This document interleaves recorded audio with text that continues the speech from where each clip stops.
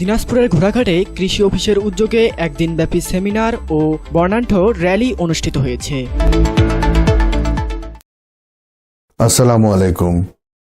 এমকে টেলিভিশনের পক্ষ থেকে সবাইকে আন্তরিক শুভেচ্ছা জানাচ্ছি। আমি ইফতেখার। শুরুতেই শুনলেন সংবাদ শিরোনাম, এখন বিস্তারিত।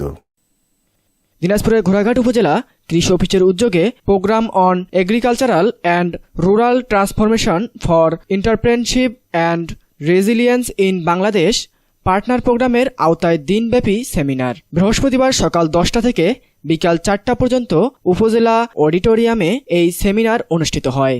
অনুষ্ঠানের শুরুতে একটি বর্ণাঢ্য র্যালি বের হয়ে উপজেলার প্রধান সড়ক প্রদক্ষিণ শেষে অতিথিরা কৃষি অফিসের চত্বরে স্থাপিত বিষমুক্ত ফলের স্টল পরিদর্শন করেন। পরে অডিটোরিয়ামে উপজেলা সহকারী কমিশনার ভূমি আব্দুল আল মামুন কাউসার শেখের সভাপতিত্বে অনুষ্ঠানের প্রধান অতিথি হিসেবে উপস্থিত ছিলেন জেলা কৃষি প্রশিক্ষণ অফিসার কৃষিবিদ শাহ আলম সরকার। তিনি তার বক্তব্যে বলেন, আধুনিক পদ্ধতিতে বিষমুক্ত ফল উৎপাদন এবং পুষ্টিগুণ নিশ্চিত করাই আমাদের মূল লক্ষ্য। কাজ করতে গেলে আমাদের পুষ্টির চাহিদাকে পূরণ করতে হবে, নিজের শরীরকে সুস্থ রাখতে হবে, তারপরে অন্য কাজ। এই ধরনের কার্যক্রম একটা হবে। আর একটা বড় কাজ হলো পরিবেশ বান্ধব চাষাবাদ। কৃষকদের আয় বাড়াতে এবং নিরাপদ খাদ্য সরবরাহে নতুন প্রযুক্তি ও জাতের কোনো বিকল্প নেই।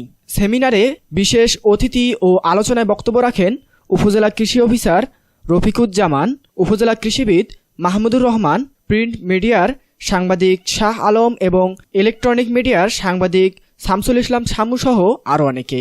সেমিনারে বক্তারা প্রধানত 3টি বিষয়ের উপর গুরুত্বারোপ করেন: কিভাবে কীটনাশকের ব্যবহার কমিয়ে নিরাপদ ফল ও ফসল উৎপাদন করা যায়, আধুনিক ও উন্নত জাতের ফল চাষের কলাকৌশল, 100 জাতের উচ্চ ফলনশীল হাইব্রিড ধান চাষের নতুন ও বৈজ্ঞানিক পদ্ধতি।